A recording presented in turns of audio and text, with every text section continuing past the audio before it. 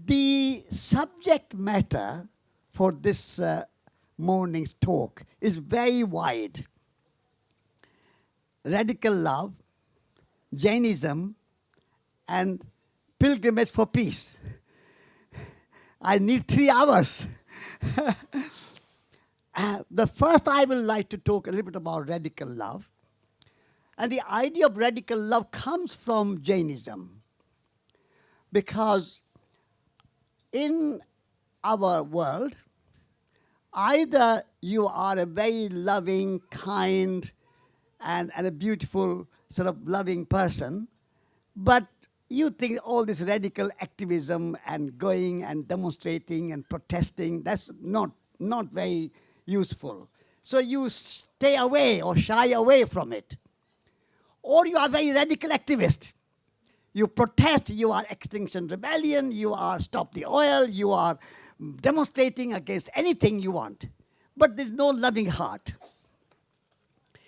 In my Radical Love book, you need to be a very loving, kind, compassionate person, but at the same time, you also need to be radical change maker and a transformative change maker. And the examples that I use, and Mahatma Gandhi, for example, and he was very much influenced by Jainism, because one of his teachers was Jain, and his mother was sort of half Jain. And so this idea of combining radicalism, activism, with a loving heart, with compassion, with kindness, they are not opposite of each other. They are together. So that's the one thing about radicalism, combining two together. The second is there are 2 kinds of love. Moderate love and radical love. Now, moderate love is when you love somebody you like. You love somebody you agree with. You love somebody who loves you back. You expect to be loved back. That's good love. Moderate love, I call it. And we all try to practice as much as we can. Even that moderate love is not easy. Even love between husband and wife, girlfriend and boyfriend, love between children and parents, love between teachers and students, love between doctors and patients. They are not always there. We are very kind of practical relationship, but it's a lack of love. But at least many people do understand that moderate love. But radical love is to love somebody you don't like. Love somebody you don't agree with. Love somebody who doesn't love you back. And still you can love without any expectations. That's a radical love. And in our modern world, we need to practice radical love. Otherwise, technology has moved so much. On your iPhone or on your smartphone, you have everything. You can connect with the world. You can connect with many speakers, many teachers, much music, many books. Everything is there. Satellite, sat-nav. We were coming from Devon yesterday, and my friend who was driving, she knew where the traffic was. How do you know? She said, my smartphone tells me which route to take. But this is too much traffic. Take that route. Technology has moved, but our humanity has not moved much. We are still fighting war in Ukraine. We are still animosity with Iran. We still don't like China. We don't like Russia. Blacks don't like whites and whites don't like blacks. Hindus don't like Muslims and Muslims don't like Hindus. So much narrow-mindedness. I think our modern world needs radical love so that we are one humanity. Whole cosmos is my country. Which is your country? Can you all speak together? Whole cosmos is my country. Whole cosmos is my country. Wonderful. Next line. Whole planet is my home. Wonderful. Nature is my nationality. Wonderful. And the fourth line, the last line, love is my religion. There we are. That's a radical love.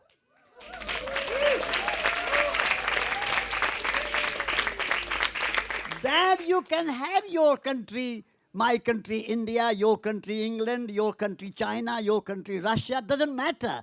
But you rise above those narrow country identity and you say whole cosmos is my country. And my home is in Devon, your home is maybe in kind of Worcestershire or Wiltshire or Sussex or Essex or Scotland or Wales, doesn't matter. But whole planet, ecos means home. The word for ecology and economy comes from Greek word ekos, means home. And economy means management of home, household. Ecology means knowledge of household. And so whole planet is our home. And the nature is my nationality. You know the word nation, nature come from the same root. Do you know that? Nation and nature come from the same root.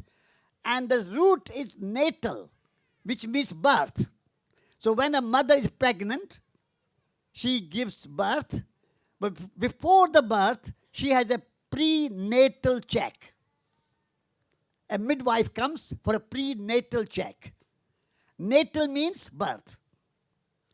Postnatal check, after the birth, mother has a check. That's post-birth, after birth. So natal, nation, nature, native, nativity, all those words are same root.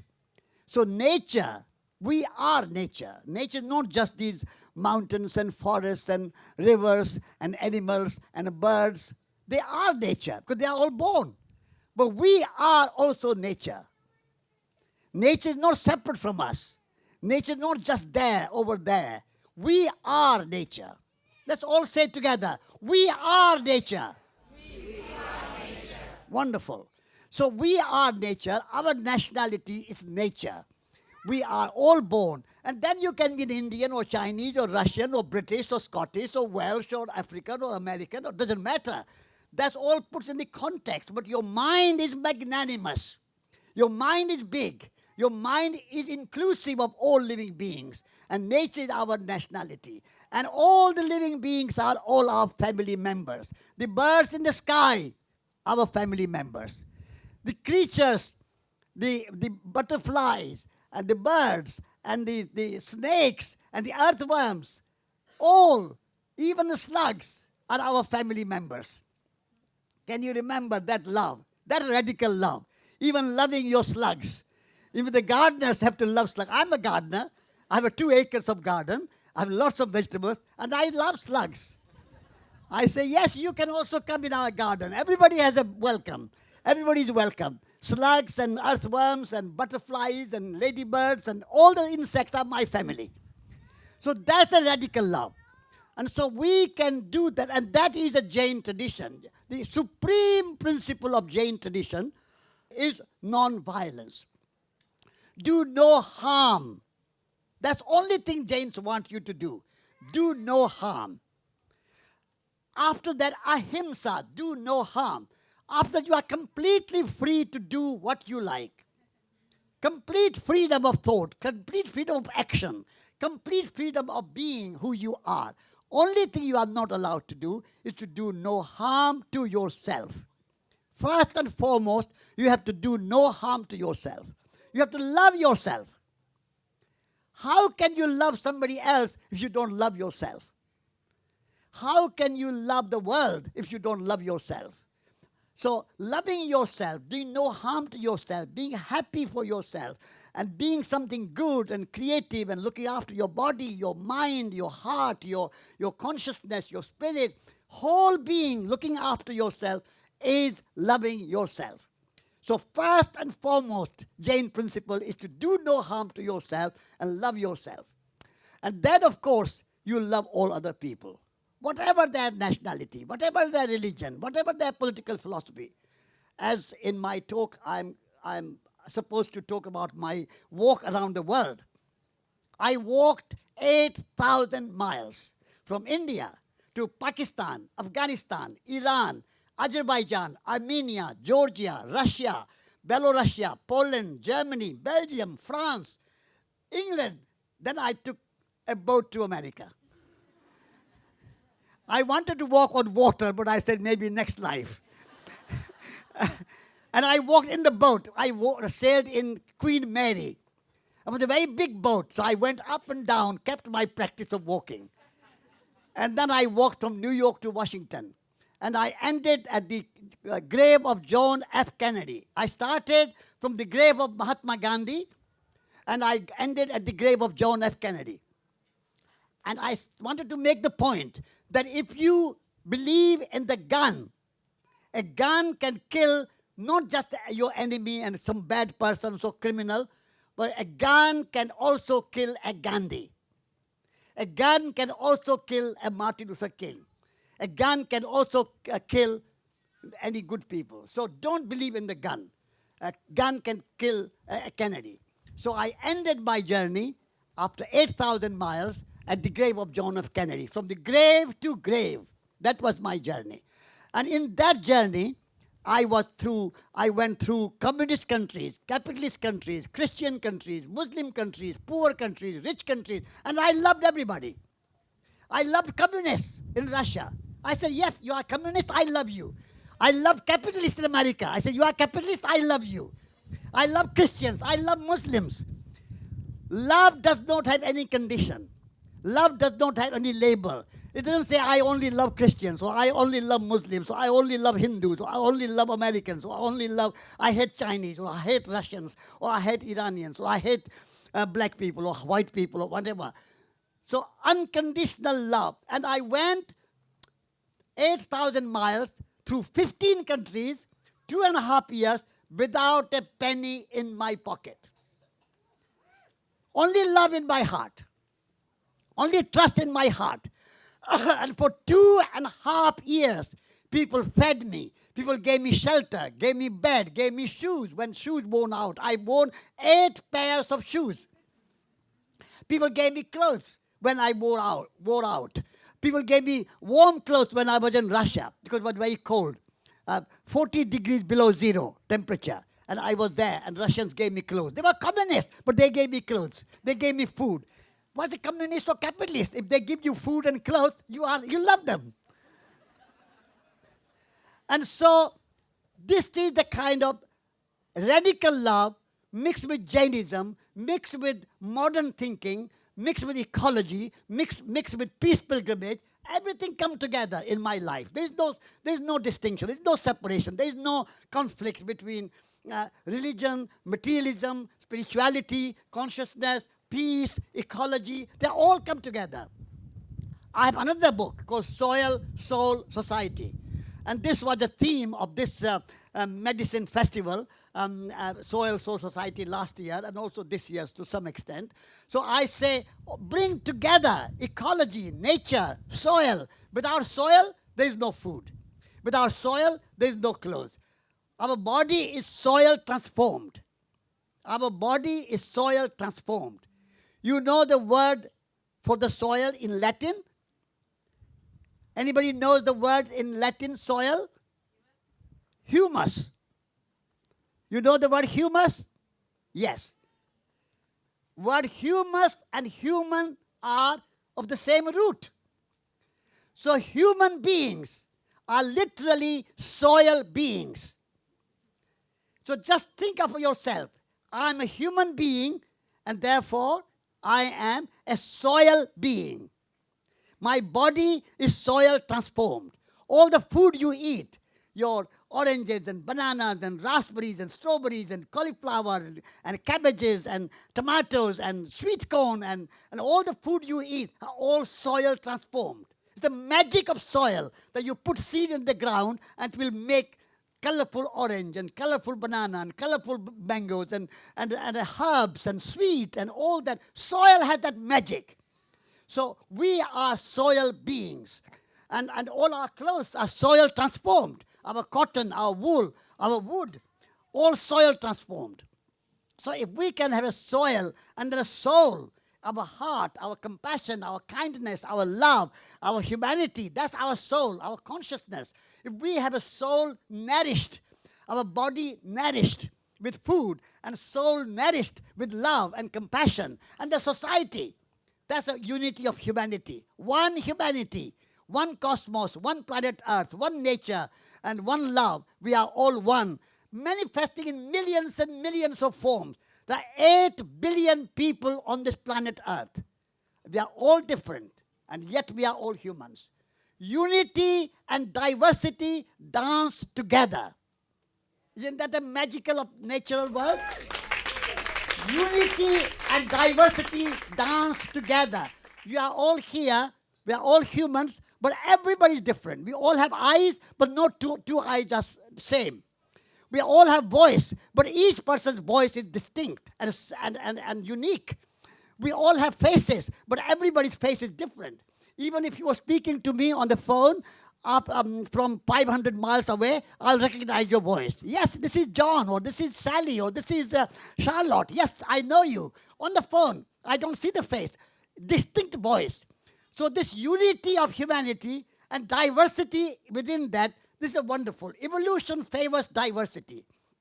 Our modern world favors uniformity. Same jeans, blue jeans everywhere. I never wear blue jeans.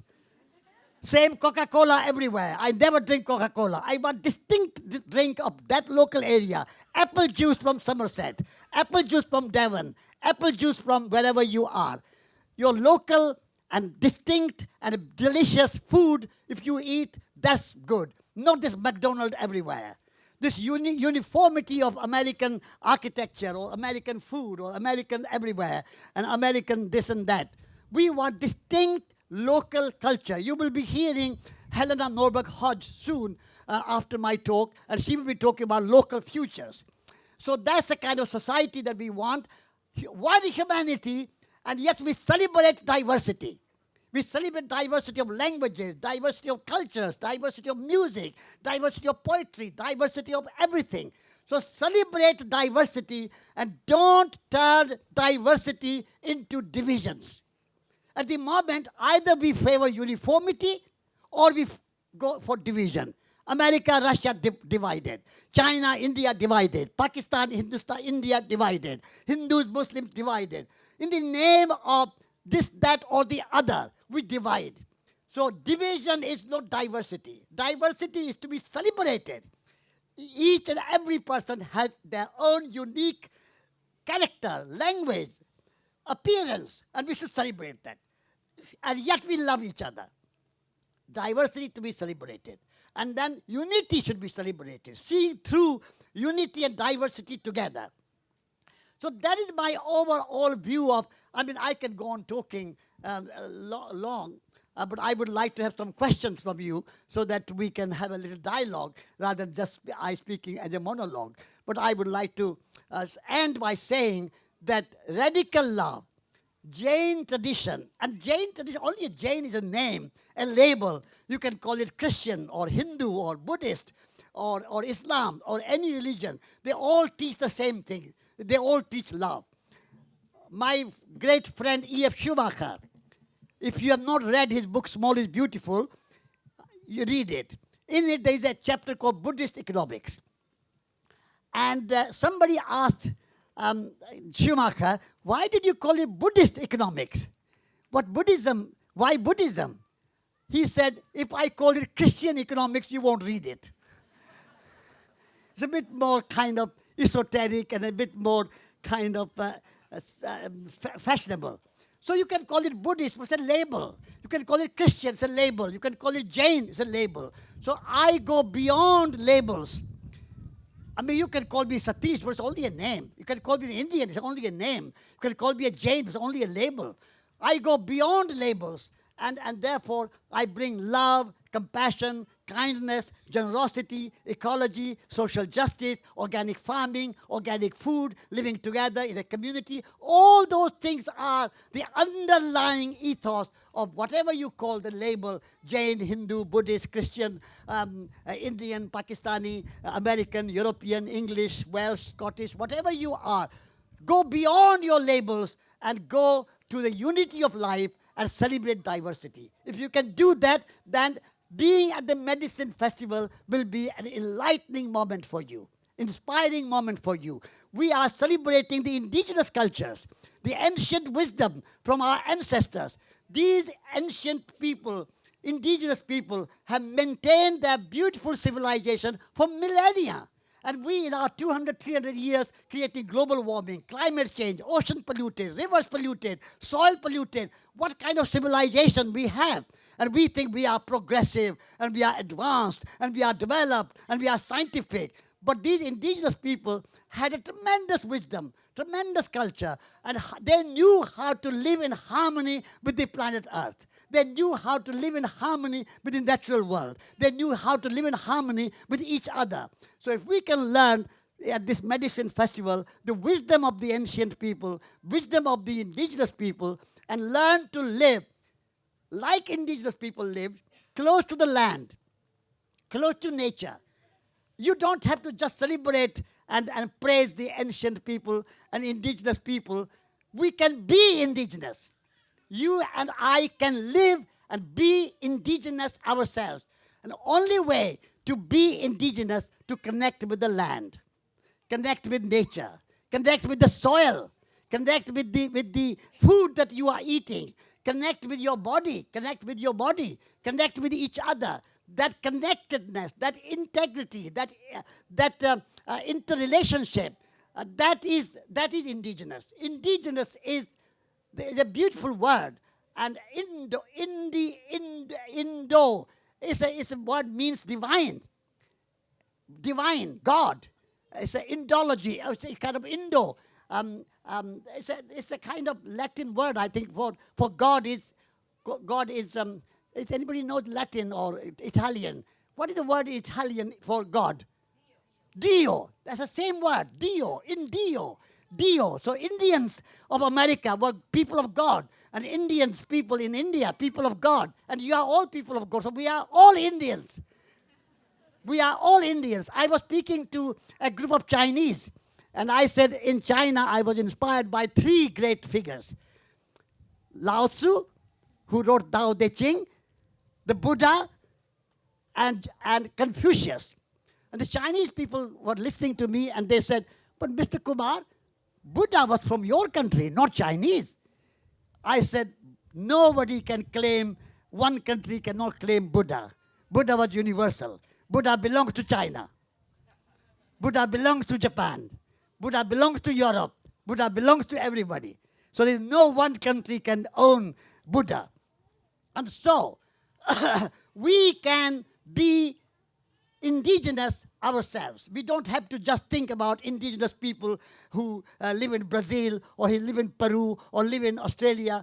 We can be indigenous by connecting with the land, connecting with each other, and being one with the universe. So that is my radical love, informed by Jainism and experienced by walking around the world. Thank you.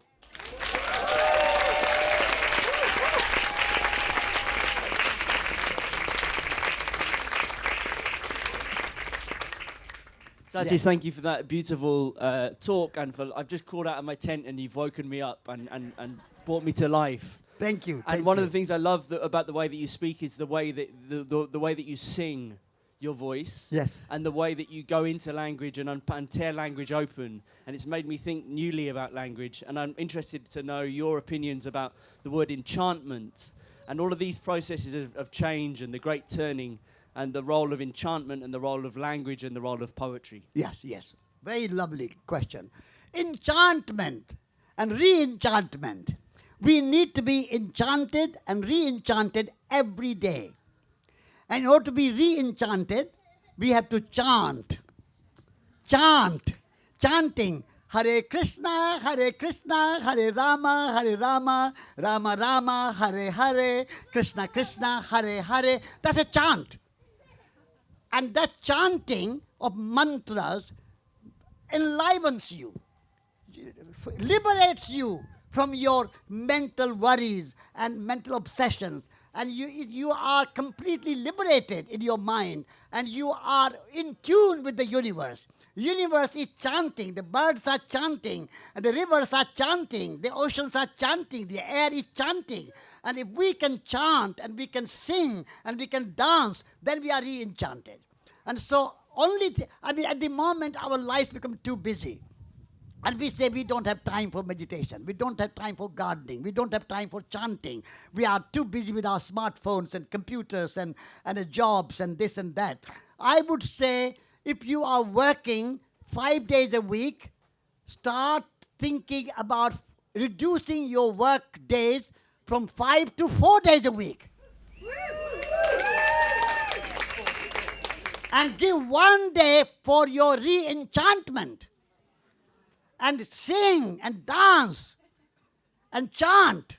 And that will be your enchantment, re-enchantment.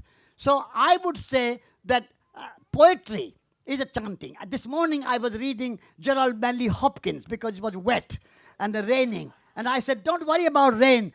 Gerald Manley Hopkins said, long live the wet and the wilderness yet. So without the wet, we will not have life. We need water.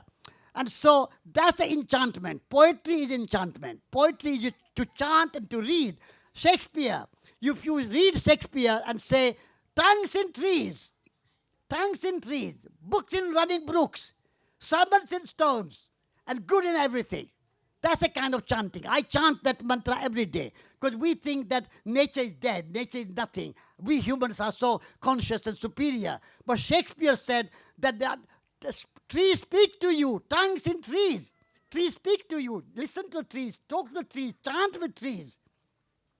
And books in running brooks. Don't worry about Shakespeare's books of Hamlet and as you know it, and many other books.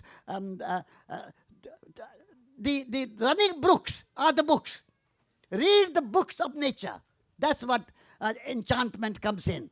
And then sermons in stones. You don't have to go to the church to listen to sermons from a priest. Just look at the stones. They teach you the sermons of eternity. They teach you the sermons of patience. They teach you the sermons of resilience. And that's a sermons in the stones. That's a Shakespeare. And good in everything. We have no judgmental mind. Not saying this good or... As you have loved flowers, roses, you love thorns with it. You don't say thorns are bad and flowers are good. Everything has a place in this world. Everything has a place, in the right proportion, in right balance, in right harmony. And that's the enchantment. So enchantment is to give yourself time. Work 4 days a week, 3 days a week, earn less money. If you have to earn less money, better to have less money and more chanting.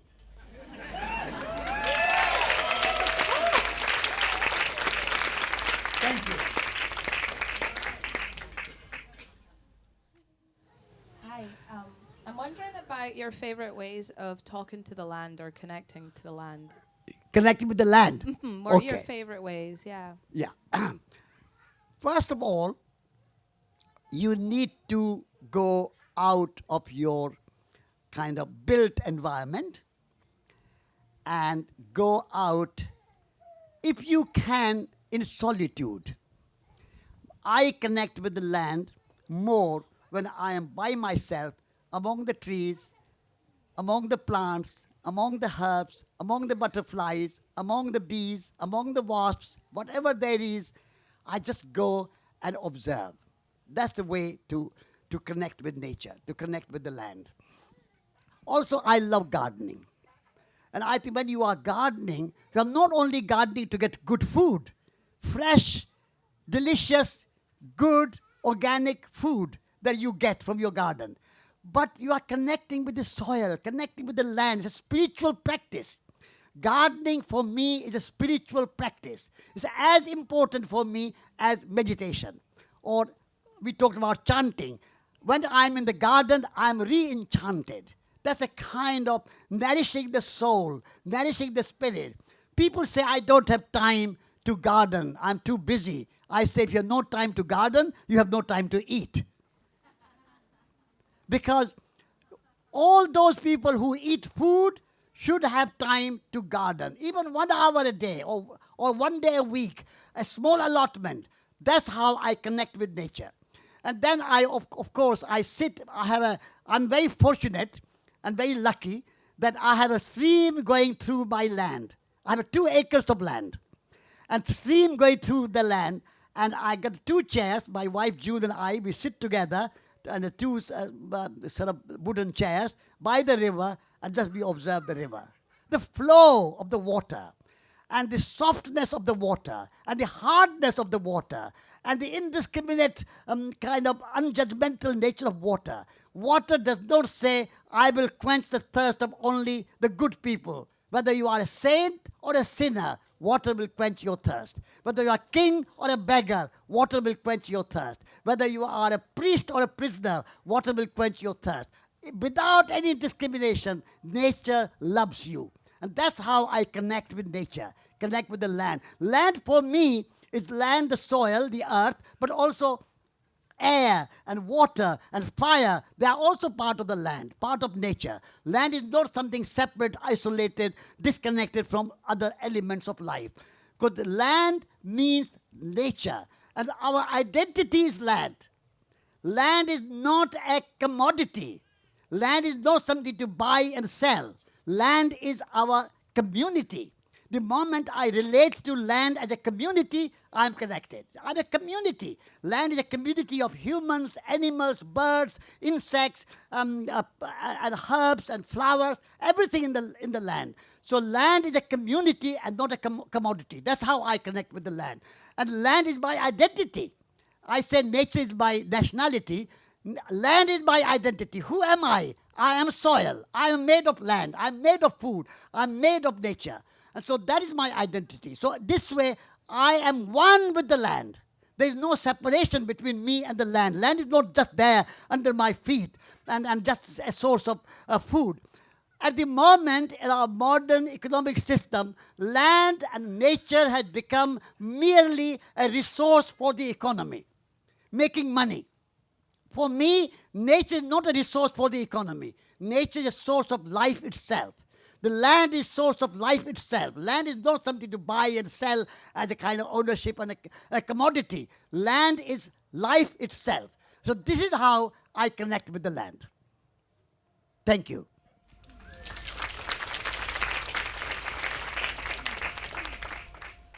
I understand. One point that I rescue from you is that you say we cannot give what we don't have. That means love ourselves first. It's so important. Thank you.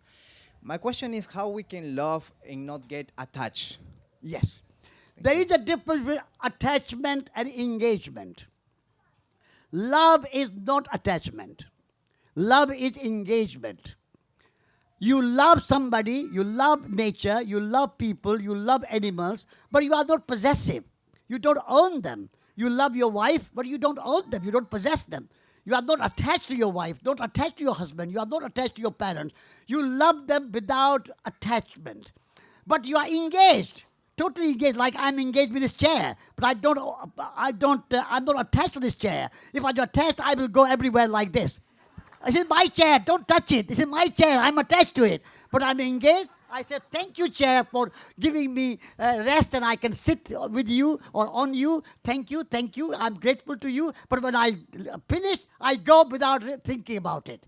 So in the same way, you are engaged with your friends, totally engaged, one with your friends, one with your husband, wife, children, girlfriend, boyfriend, neighbors, whoever they are. You are engaged with them, 100%, but without being possessive. Without being expecting them to do something for you. You let them be who they are.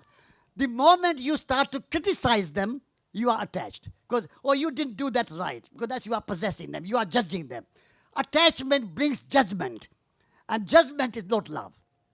So if you are truly practicing love without attachment and with engagement, then you don't criticize your lover. You don't criticize your wife or husband or parents or children. You don't criticize. Let them make mistakes. We in Europe, we don't like people making mistakes. I think mistakes are welcome. Everybody should be allowed to make mistakes and learn from their mistakes. So that is how you are detached but engaged. Then the second thing you don't do is to compare your beloved or your husband, wife, children, whoever they are, with somebody else. Oh, you are not as good as that person, or you are not as beautiful as that person, or you are not as slim as that person, or you are not as clever as that person. No comparison. Each and every person that comes into your life is as good as anybody else. Judge them in their own right and not compare them with somebody else. So no criticism and no comparison. And the third is no criticism, comparison, and complaining. The third C, the three C's I say: criticism, comparing, and complaining. The complaining is the same thing like criticism and comparing, because you are complaining because you don't like that person, or you are judging that person. You didn't do this right, or that you didn't do that right, or you didn't do washing up correctly, or you didn't do cooking correctly, or you didn't clean the room correctly, or you didn't make the bed correctly. Whatever you complain, who are you to complain? If you want to do something, do it yourself. If I want to do washing up my way, I do washing up in my way. Why should I criticize my wife that you didn't do washing up in the way it should be done? Who is me to set the standards of washing up or cooking or making bed or writing a book or whatever it is? So in not being attached, meaning letting go of criticism and comparing and complaining. And you are engaged, you love the person as she is or as he is, and she's wonderful, and she is divine, and she's a divine goddess, and I love you as you are. No change. I don't want you to change for me. And by living together, participating in life, companionship, working together, walking together, gardening together, cooking together, making love together, bringing up children together, togetherness is love. Not attachment, not possessiveness, not complaining, not criticizing. That is how you differentiate between attachment and engagement.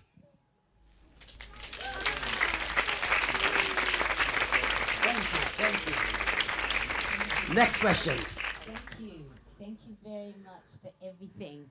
But the most valuable thing for me right now is your presence here. When you spoke of your garden, it was like it brought me into that space where you are living, which is not separating, say we are all one. You're living from unity consciousness in your heart. And I've experienced this in Australia, at Oxford University, and through your talks and wisdoms, the community. In this place of speaking from the heart, it feels very clear to me that the world doesn't know what namaste means. I honor what is the same in you that is in me. How can it be inspired in the world to live from that unity rather than the opinions of diversity, to honor what is the same in you that is in me? How can these principles inform our governments, our society, our media, and our everyday actions? Okay, that's a big question. And you're an awesome, unlimited love force. Okay, thank you. You know, you use the word namaste. That's a very beautiful word. You have a right hand, lift your right hand, and the left hand, and bring those two together. Right hand represents the world. Left hand represents the self. And by bringing together two hands, you are uniting the world and the self. And then you say, Namaste, I bow to you, and unity between you and me, and you are a divine living being, and I bow to your divinity in yourself. You are sacred, and you are divine, and you are beautiful, and you are perfect, and you have a soul, you have a consciousness, you have a spirit, you have a love, your heart, imagination, creativity. I bow to you. That is Namaste. And the moment you have that big heart and magnanimous mind and a magnificent heart in yourself, and then you rise above. And you know how you bring all those things into the politics and economics and government and business. Big question. But you have to start with yourself. Mahatma Gandhi used to say, be the change that you want to see in the world. Now, all of us can radiate love. Like a radiator radiates heat. How does the radiator makes the room warm? Not by shouting, not by saying, come to me and I'll warm you. Just radiates. And the room gets warm. And people come to the radiator when it's very cold and they get warm. So be the radiator. Be the radiator. Be the change that you want to see in the world. Your love will shine. Martin Luther King I met after my walk around the world for 8,000 miles. One thing I wanted to do was to meet Martin Luther King. And I wrote to him and I said, Dr. King, you gave a big speech. I have a dream. And your dream was wonderful and great and inspiring. But I have a small dream to meet you. Can I come and see you? And he was very kind and generous and loving. And he said, yes, you have walked all the way from India. India is a great country of my inspiration, the great country of Mahatma Gandhi. I learned so much from Mahatma Gandhi in India. I want to see you. Come to me. So I went. And he was embodiment of love, embodiment of radiating love. So if Martin Luther King can be a radiator, I and you can be a radiator. So let's all be the radiators of love, radiators of change, radiators of ecology, radiators of gardening. That's how you bring the change in the world. Change will not come from 10 Downing Street. Change will not come from the Kremlin or the White House. Change will not come from the center. Change will come from you and me.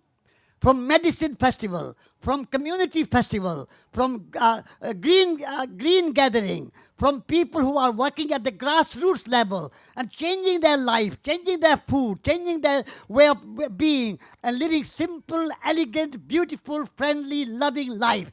That is where a great river begins. A great river does not start in London. Thames did not start in London. Thames started in somewhere in Cirencester, near Cirencester, in the jungle, in the forest, in a field, hardly noticeable. A little trickle of some spring there. And then tributary came, another tributary came, another tributary came. And then it became a great river in Oxford and great river in Thames. And then mixed and it became estuary and got into English Channel and the English Channel into Mediterranean and Mediterranean into Atlantic and Atlantic into Pacific and so on. That's how it becomes the worldwide big movement. So be the radiator, be a small string of the Thames in a little somewhere in the corner and do your gardening, do your cooking, do your loving, and that will radiate and change the world. That's how the world changes. Thank you. Next question. Hi, Satish. It's so wonderful to spend this time together.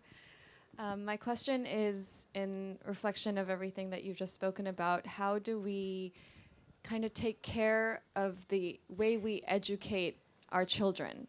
Because when I reflect back on my more Western education in a British school, you know, everything was about how to fit into the economy. And the economy was very one way, very matrix, you know, very much just how do we make more money? How do you climb the corporate ladder?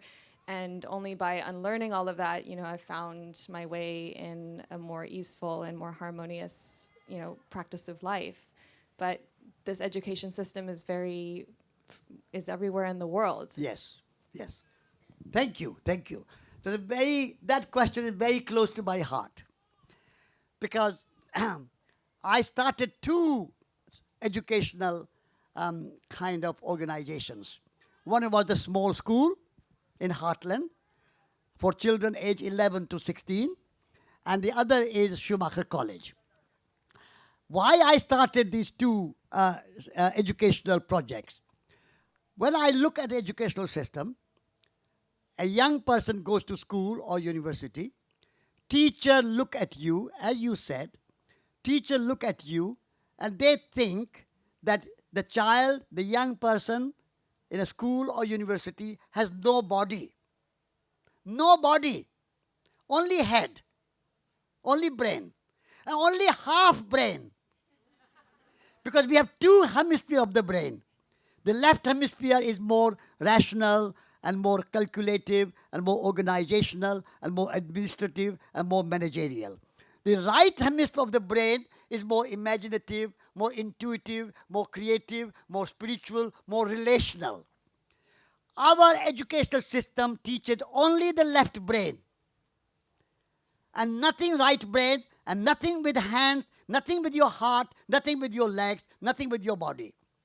So we said at Schumacher College and the small school, we will create education of head, of course, we don't want to ignore head, but education of heart and education of hands.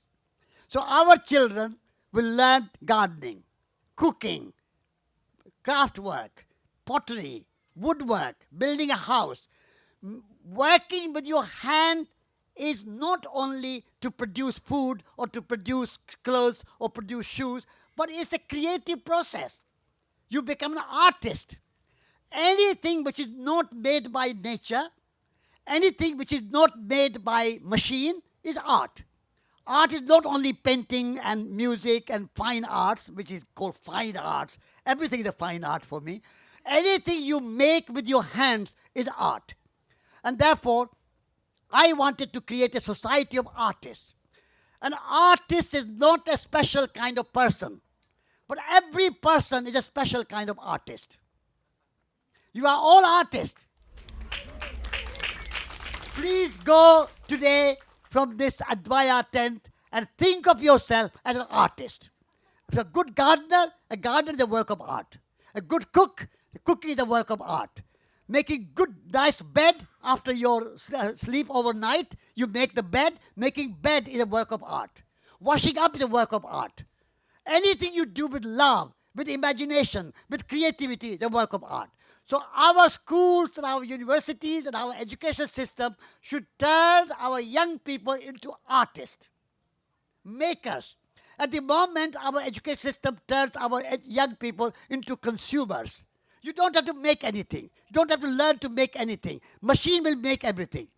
Now, I was talking this morning, I have heard in America there are schools where teachers are saying that you don't have to learn handwriting. You just learn the computer keyboard and you will need handwriting. And now they are saying you don't need a teacher. You can learn from computers. So we are eliminating human content and humanity from our educational system.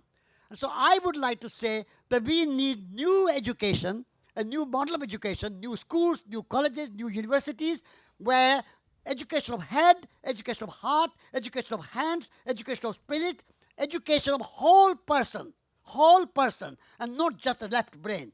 That is my model of education. And I hope that one day, as we gain more and more support, Schumacher College becomes a model of the university of the future, a green university of the future. That's what I would like to see. And that all the other universities should change and become, for example, Oxford and Cambridge. They have a land, but students never go to the land. Lands are just given to tenants, and the professors, the lecturers, and the students, they never see the land. I would like to see all professors, all lecturers, all teachers, all students spend one day a week or one month a year, or in the harvest time, in the kind of sowing time, going on the field, working on the land. Every university should be associated with a farm. That's my new educational model. Every school in Britain, every single school must have a garden. Children should learn to see the magic, the miracle of nature, that you plant one seed, and that one seed becomes a tree and gives you thousands of apples. You plant one seed of tomato, and that one seed gives you 50 or 100 tomatoes, and a beautiful green, and then the red, and the yellow, and the juicy, and the sweet, and there are 20 seeds more in each tomato. That miracle of nature you learn by having a garden. So every school must have a garden. Every university should have farm. And we should all learn to connect with nature. Nature is our teacher. We can have professors and PhD and lecturers and so on. They are all fine. But we have to learn from nature. not just learn about nature, how to exploit nature, but we have to learn from nature. And nature is our teacher, nature is our mentor, nature is our spiritual guide. And if we can have that in our education, then that will be a great educational revolution. And we want a revolution in education.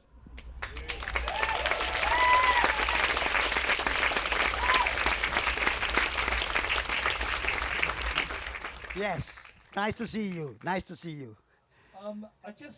You reminded me of a song that was written in 1950. Yes. Called Nature Boy. Yes. By Eden Abes. And he gave a copy of it to Nat King Cole. Yeah. And it shot to #1 in the hit parade. Yeah. And then he said, no.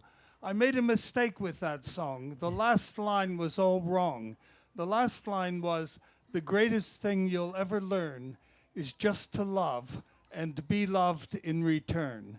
And he said that last part about being loved in return, that's what you described, the wrong kind, the sort of moderate, the radical love is what he wanted in that song. It was too late. Yeah. The song was #1. Yeah. And he couldn't turn the clock back. Yeah, but I just thought I'd mention that. Thank you. That's a wonderful reminder that we just love unconditionally. No expectation. The moment you have expectation and your expectations are not fulfilled, you are disappointed. And love should never be disappointing. And therefore, love should never have expectation. What is love? To love is to drop expectations. If you have any expectation from your friends, from your family, from your wife, from your husband, from your children, from your parents, from your colleagues, from your neighbors, no expectation. The moment you have this expectation to be loved back, then you may get disappointed. You may be lucky and you might get love back. But of course, the law of nature is such that what you give, you get back. But you don't expect it. You don't expect it, but you get back. Because love begets love.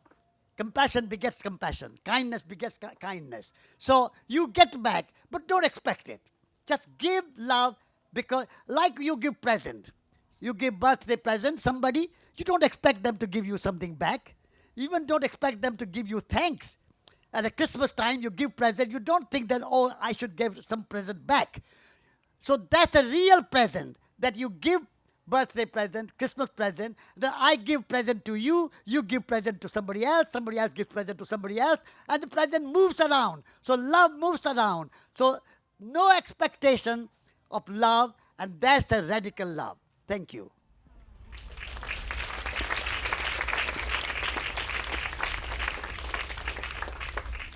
My question is about how to be in right relation with technology. Okay. I'm in a bit of an exploration of how I personally come into relationship with technology and how to use it well, and to see that it does trigger a lot of... Very good question. Very good question.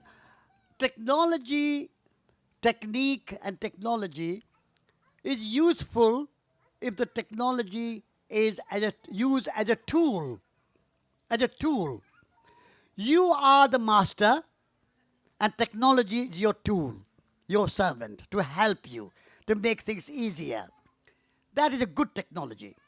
If a technology replaces you, instead of you doing something, technology will do for you, and you are useless, you are not necessary, humans are not necessary, technology will do everything, that technology becomes the master and humans become the servant. That's a... E.F. Schumacher has written good things about appropriate technology. In Small is Beautiful, you can read it. So, appropriate technology, good technology is technology which enables you to make something easier and comfortably and nicely. That's a good technology. So, tools are all technology. So I celebrate them. But when technology like artificial intelligence now even replacing our thinking, we don't need to think. Machine will think for you. Machine will make something for you. Now people are doing farms without farmers. Cars without drivers. Buildings without builders. That's not technology. That's a kind of replacing humans, dehumanizing.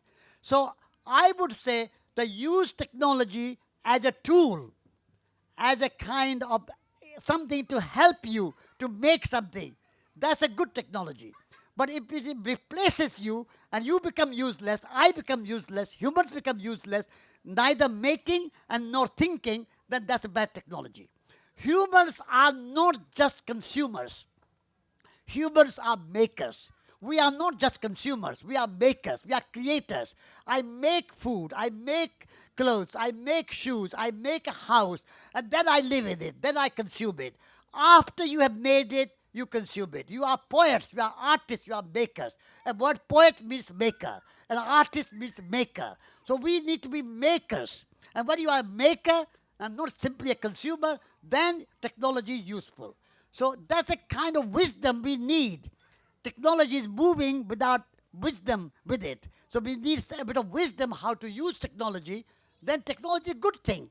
As a tool, as a kind of help, as a servant, technology is a good thing. But as a master, technology is a bad thing. So that's the difference you have to make between good technology and bad technology. Thank you. I think that's the last question. One more. We've got One time more. for just one more. One more.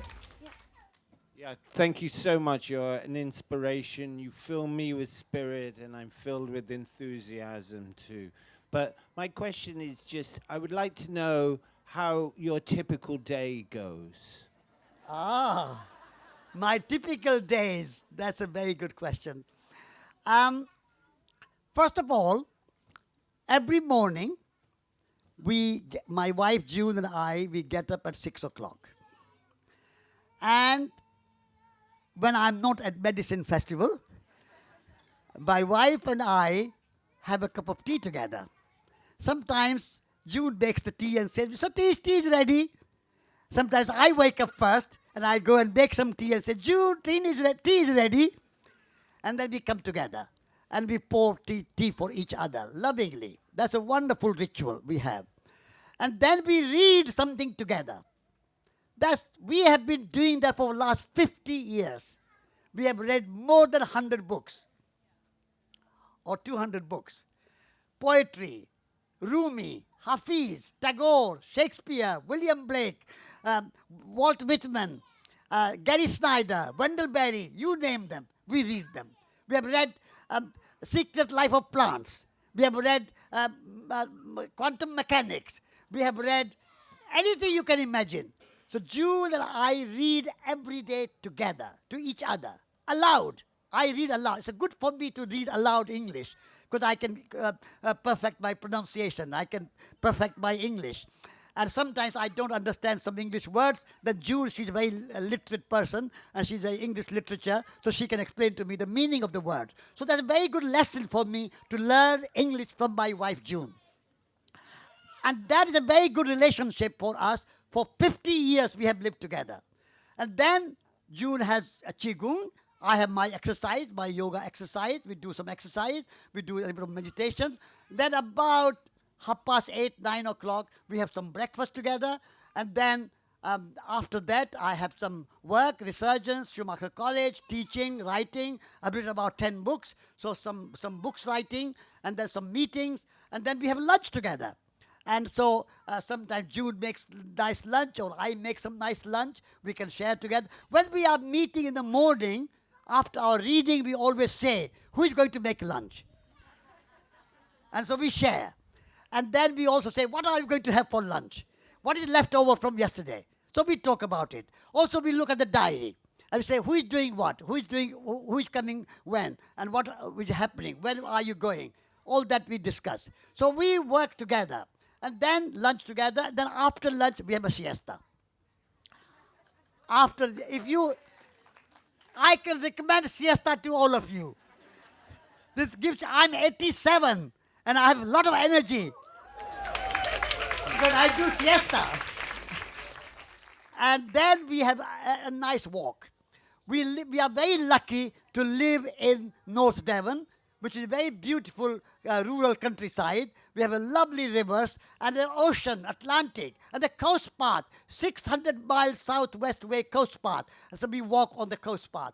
So I've been walking for 40 years on that coast path. I never get tired of the sea and tired of the coast path and the rocks and the valleys and the mountains and the forests. What a beautiful birds and butterflies and so many lovely. At the moment, I'm making butterfly mentioning to you because this is the season for butterflies. And there are so many wonderful butterflies and that I look at and the colors so wonderful. So walking in the afternoon. We go for a nice walk in the afternoon, at least 1 hour. I had been suffering a little bit with my bad knee. And so I had an operation, and my operation is successful. And now I have a much better knee, so I can walk even more. So we always walk. And that walking, siesta, reading together, and in addition to that, gardening. We have 2 acres of garden. We have 15 apple trees. We love making apple juice. We made 200 bottles of apple juice last year. Last year, the apple crop was a bumper crop. I don't know if you remember. Last year, apple crop was amazing. And we made 200 bottles of apple juice. So we have a garden, we have an orchard, and we have a beautiful life together.